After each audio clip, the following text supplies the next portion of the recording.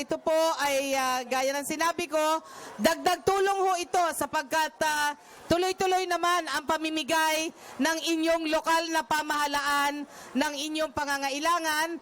Ang ganda ho na nangyari dito sitwasyon, hindi nyo kaano-ano, taga-ibang lugar pa, lahat nagdadamay-damay. No? At yung parang problema ng isang Pilipino, problema ng lahat ng Pilipino, kaya nagtutulungan. Kaya ang ganda ng kalooban ko po.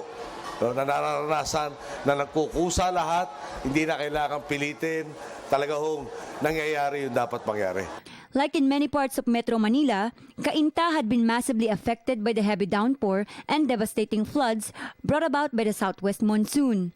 Though the said monsoon had left our country for good, it has also left important lessons to be heeded necessary to resolve such long-time crisis we've had on perennial flooding. The President has already instructed the national government through NHA, the MMDA, at saka local government kami, no? The President wants itong area ng East and West Mangahan Parkway be cleared of informal settlers in the next 5 years. Nag-uumpisa na kami, meron kaming 1 hectare property, ang local government, which is Barangay San Roque, tatayuan ng NHA ng medium-rise building. Cabisig Elementary School is just one of the evacuation centers being administered by DSWD, Region 4A, and the city government of Cainta. It has provided shelter to 672 families or 3,130 individuals, from which 779 are children aged 15 below. They all came from Barangay San Andres, which has been gravely damaged by the flooding. Natutuwa, siyempre, darating ang Pangulo, nasa squatter area, kaya parang natutuwa sila. And at the same time, gusto nilang magsabi rin ng mga hinaing nila, gusto nilang magkaroon talaga ng lugar. Gusto kong humingi namin na doon sa talagang flooded area, doon sa talagang konting ulan na baha, gusto namin magkaroon ng permanenteng tirahan na mataas na lugar. Kasi pupundar po kami ng konting gamit, babahain po pag ganito, wala na naman.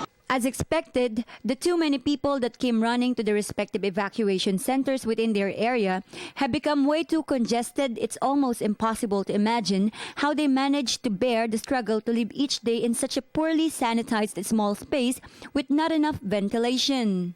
Actually, marami na rin naman silang natatanggap na assistance dito. Pero mostly sa assessment namin, ang nakita namin dito ay yung sa medical at saka sa sanitation. Kasi so alam naman natin pag medyo crowded ang lugar at ganyan sama-sama, medyo yung sanitation talaga hindi natin nakokontrol.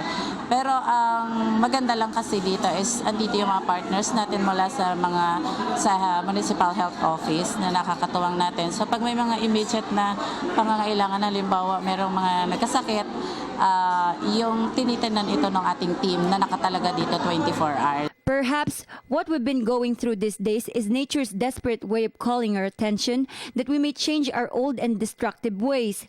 This could be the perfect time when our collective effort would count the most. So unti-unti, lahat ng mga informal settlers at lahat ng mga sa waterways, like them, no, sila ang uunahin namin na ilagay sa medium-rise building. And I hope this can happen within the year. Kinakailangan magtulungan lahat.